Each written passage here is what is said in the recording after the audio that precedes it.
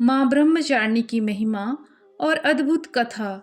नवरात्रि का पावन पर्व केवल उत्सव नहीं बल्कि आत्मा की जागृति, तप और संकल्प की अग्नि में स्वयं को परिष्कृत करने का दिव्य अवसर है। इन 9 दिनों में आदि शक्ति के 9 रूपों की आराधना की जाती है और उन्हीं में से एक अत्यंत तेजस्वी, तपस्विनी और दिव्य स्वरूप है माँ ब्रह्मचारिणी। माँ ब्रह्मचारिणी तप, त्याग, संयम और असीम धैर्य की साक्षात प्रतिमूर्ति हैं।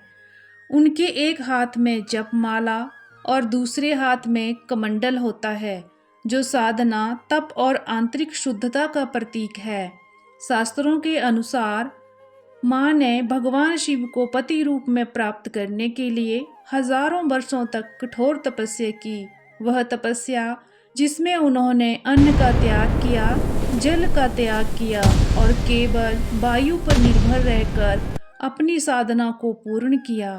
माँ का यह स्वरूप हमें सिखाता है कि यदि मनुष्य का संकल्प अडिग हो, उसकी भक्ति निष्कलंक हो और उसका हृदय सत्य से भरा हो, तो वह असंभव को भी संभव बना सकता है।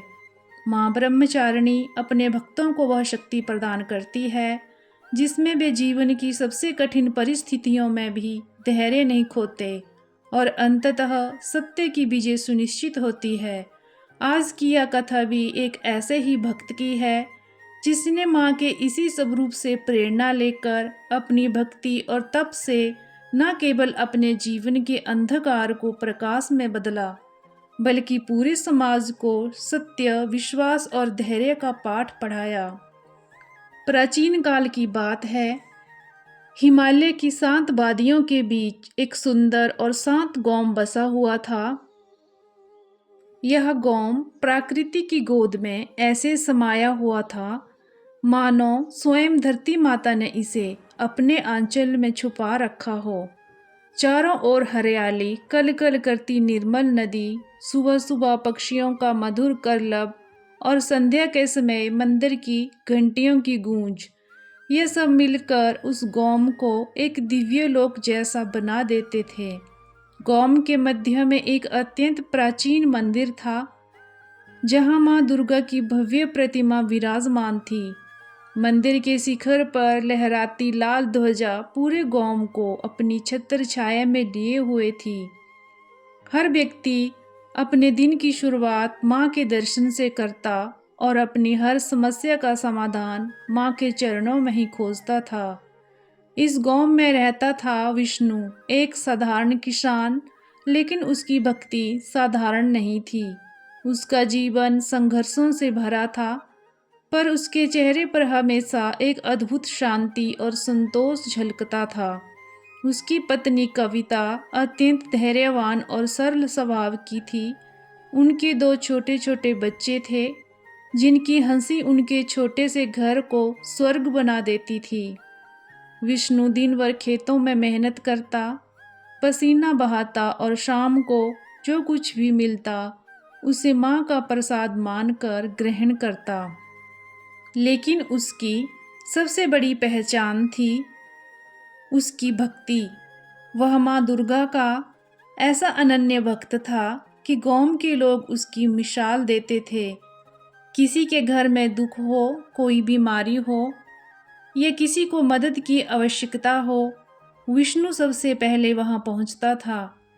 उसके मन में ना कोई स्वार्थ था और ना ही कोई अहंकार, लेकिन जहां सच्चाई और भक्ति होती है वहां ईर्ष्या और अहंकार भी जन्म लेते हैं। उसी गांव में एक धनवान व्यापारी रहता था, माधव सेठ। उसके पास अपार धन संपत्ति थी, लेकिन उसका हृदय संकीर्ण और अहंकार से भरा हुआ था। वह गरीबों को तुच्छ समझता और अपनी संपत्ति का घमंड करता था। उसे सबसे ज्यादा चिढ़ विष्णु की लोकप्रियता और सम्मान से थी। उसे यह बात बिल्कुल स्वीकार नहीं थी कि एक गरीब किसान को सबसे ज्यादा आदर मिले। जब भी वह विष्णु को मंदिर में भजन गाते देखता तो उसके मन में क्रोध और ईर्ष्या की ज्वाला भड़क उठती। एक दिन उसने विष्णु का उपहास करते हुए कहा, अरे विष्णु, तेरी यह भक्ति तुझे क्या देगी? अगर तेरी माँ इतनी शक्तिशाली होती तो तुझे भी मेरे जैसा धनवान बना देती। विष्णु ने शांत मुस्कान के साथ उत्तर दिया, सेठ जी, माँ की कृपा धन में नहीं, मन की शांति में होती है। जो शांति मुझे माँ के चरणों में मिलती है वह किसी भी संपत्ति से बड़ी है। विष्णु का यह शब्द माधव के अहंकार को चीर गए। उसी क्षण उसने मन ही मन निश्चय कर लिया कि वह विष्णु को समाज की नज़रों में गिराकर रहेगा। कुछ दिनों बाद एक रात उसने एक भयानक षड्यंत्र रचा। उसने अपने ही घर से कीमती गहने और धन गायब कर दिया और सुबह होते ही पूरे गांव में हाहाकार मचा दिया कि उसके घर में चोरी हो गई है। गांव के लोग घबरा गए, लेकिन इससे पहले कि कोई सच्चाई जान पाता, माधव ने चालाकी से विष्णु का नाम आगे कर दिया। उसने झूठे गवाह तैयार किए और कुछ ऐसे प्रमाण प्रस्तुत किए कि संदेह सीधे विष्णु पर आ गया। यहाँ तक कि उसने चुपके से विष्णु के घर के पीछे एक सोने का आभूषण भी रखवा दिया, जो तलाशी के दौरान मिल गया। गांव स्तब्ध रह गया।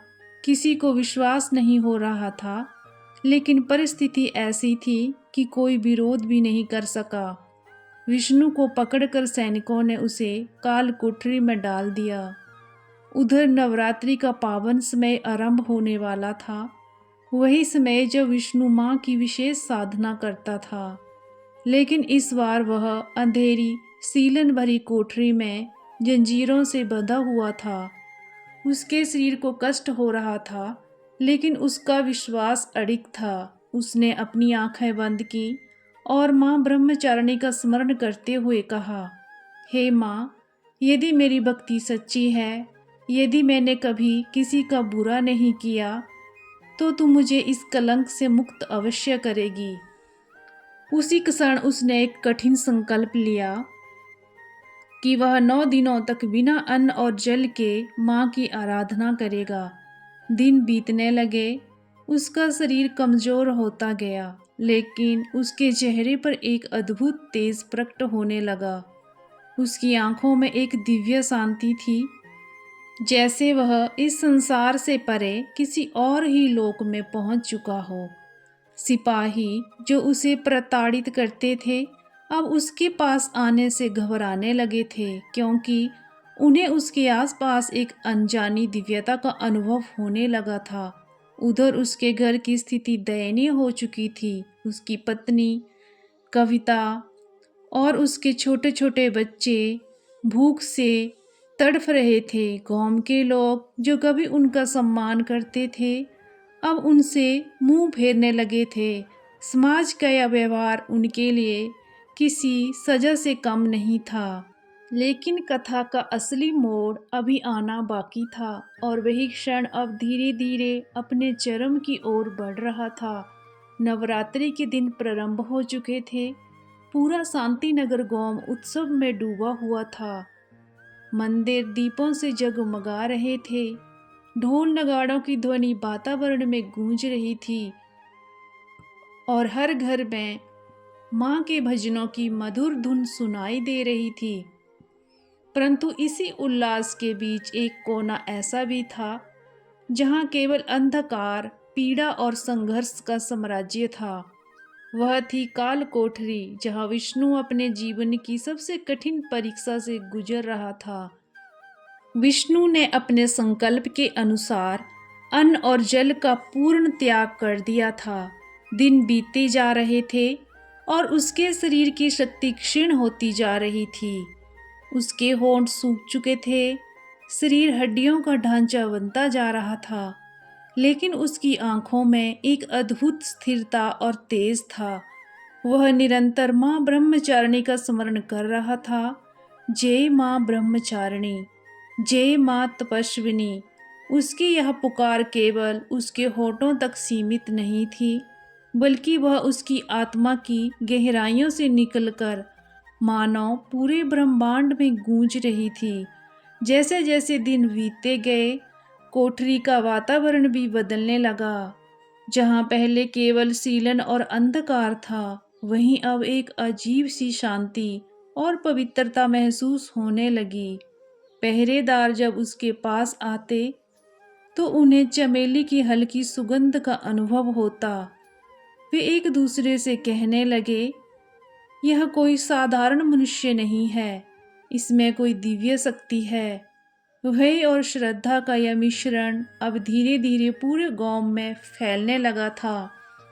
उधर माधव सेठ के जीवन में विपत्तियों का तूफान उठ चुका था। उसका व्यापार जो कभी फला फूला रहता था, अचानक घाटे में डूबने लगा। उसके गोदामों में आग लग गई और उसका संचित धन धीरे धीरे समाप्त होने लगा। लेकिन सबसे बड़ा आघात तब हुआ जब उसका इकलौता पुत्र अचानक एक गंभीर बीमारी की चपेट में आ गया। उसका शरीर तेज बुखार से तपने लगा और कोई भी वैद्य उसकी बीमारी का कारण समझ नहीं पा रहा था। माधव सेठ के भीतर अब एक अनजाना भय जन्म लेने लगा था। रात को उसे नींद नहीं आती थी। जब भी वह आंखें बंद करता, उसे विष्णु का वही शांत चेहरा दिखाई देता। वह चेहरा जिसमें न क्रोध था, न शिकायत, केवल एक अटूट विश्वास था। उसे लगने लगा कि यह सब उसी के पापों का परिणाम है, लेकिन उसका अहंकार अभी भी उसे पूरी तरह झुकने नहीं दे रहा था। इधर गांव में विष्णु के परिवार की स्थिति और भी दयनीय होती जा रही थी। उसकी पत्नी कविता ने कई बार गांव वालों से सहायता मांगी, लेकिन हर बार उसे तिरस्कार ही मिला। उसके बच्चे भूख से बिलखते बिलखते अब निढाल हो चुके थे। अंततः एक दिन वह टूटकर मंदिर पहुंची। वह मां की प्रतिमा के सामने गिर पड़ी और फूट फूट कर रोने लगी। हे मां ब्रह्मचारिणी, यदि मेरे पति दोषी हैं तो उन्हें दंड दें, लेकिन मेरे बच्चों को इस तरह मत तड़फा। यदि उनकी भक्ति सच्ची है तो अब न्याय कर मां। उसकी यह पुकार इतनी मर्मिक थी कि मंदिर में उपस्थित हर व्यक्ति की आंखें नम हो गईं। पहली बार गांव वालों को अपनी गलती का एहसास होने लगा। उन्हें लगा कि शायद उन्होंने एक सच्चे भक्त को समझने में भूल कर दी है। उधर काल कोठरी में अब 7वां दिन बीत चुका था। विष्णु का शरीर लगभग अचेत अवस्था में पहुंच चुका था, लेकिन उसकी आत्मा एक गहन साधना में लीन थी। उसे अब न भूख का अनुभव हो रहा था, न प्यास का। उसकी चेतना मानो मां ब्रह्मचारिणी के चरणों में समर्पित हो चुकी थी। और तभी अष्टमी की वह पावन रात्रि आई। रात का तीसरा प्रहर था। चारों ओर गहरा सन्नाटा छाया हुआ था। अचानक कोठरी के भीतर एक हल्की सी प्रकाश किरण प्रकट हुई। वह प्रकाश धीरे धीरे तेज होता गया और पूरे कक्ष को एक दिव्य आभा से भर दिया। विष्णु ने धीरे से अपनी आंखें खोली और जो उसने देखा वह उसकी कल्पना से भी परे था। उस प्रकाश के मध्य में एक दिव्य स्वरूप प्रकट हुआ। श्वेत वस्त्रों में, हाथ में जप माला और कमंडल लिए, शांत, तेजस्वी और करुणामयी वह स्वयं मां ब्रह्मचारिणी थी। विष्णु की आंखों से अश्रुधारा बह निकली। उसके होंठ कांपते हुए बोले, मां आप आ गई। मां की वाणी गूंजी, वत्स, तुम्हारी तपस्या, तुम्हारा धैर्य और तुम्हारा अटूट विश्वास मुझे यहाँ खींच लाया है। सत्य कभी पराजित नहीं होता। तुम्हारा कष्ट अब समाप्त होने वाला है। उसी क्षण उसकी जंजीरें अपने आप टूट गईं। कोठरी के दरवाजे बिना किसी स्पर्श के खुल गए और उसके दुर्बल शरीर में एक नई शक्ति का संचार हो गया। उधर उसी रात माधव सेठ पागलों की तरह अपने घर से बाहर भागा और चिल्ला रहा था, मैंने पाप किया है, विष्णु निर्दोष है, मुझे बचा लो। उसका अहंकार अब पूरी तरह चकनाचूर हो चुका था। सुबह होते ही पूरा गांव इकट्ठा हो गया। जब उन्होंने विष्णु को कोठरी से बाहर आते देखा, उसके चेहरे पर दिव्य तेज, आंखों में शांति तो सभी स्तब्ध रह गए। माधव सेठ दौड़कर आया और विष्णु के चरणों में गिर पड़ा। उसकी आंखों से पश्चाताप के आंसू बह रहे थे। मुझे क्षमा कर दो, मैंने तुम्हारे साथ अन्याय किया। विष्णु ने उसे उठाया और शांत स्वर में कहा, यह मेरा नहीं, माँ का न्याय है। उसी क्षण गांव में यह समाचार आया कि माधव का पुत्र, जो मृत्यु के कगार पर था, अचानक स्वस्थ हो गया है। पूरा वातावरण जय मां ब्रह्मचारिणी के जयकारों से गूंज उठा। उसी दिन शांतिनगर गांव ने केवल एक चमत्कार नहीं देखा था, बल्कि सत्य, भक्ति और धैर्य की वास्तविक शक्ति को अनुभव किया था। विष्णु की तपस्या ने यह सिद्ध कर दिया कि जब मनुष्य अपने विश्वास पर अड़िग रहता है तो स्वयं माँ को भी उसके लिए प्रकट होना पड़ता है। और माधव सेठ की कहानी यह सिखाती है कि चाहे मनुष्य कितना भी बड़ा पापी क्यों न हो, यदि वह सच्चे मन से पश्चाताप करे तो माँ ब्रह्मचारिणी की कृपा उसे भी प्राप्त हो सकती है।